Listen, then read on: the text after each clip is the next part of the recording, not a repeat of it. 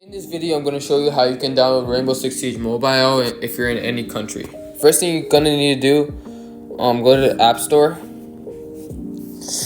Change your country to Canada. So, Rainbow Six Siege Mobile is only available in like select countries.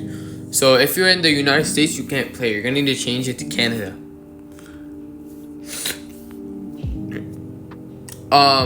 So you're gonna go here, you're gonna search up Canada, press on Canada.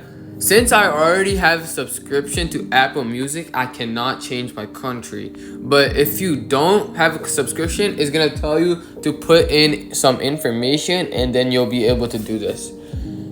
So once you change your country/region to Canada, you're gonna just search up Rainbow Six Siege like this, and it's gonna appear at the top. And yeah, that's basically it. I'll see you guys in another video. Bye.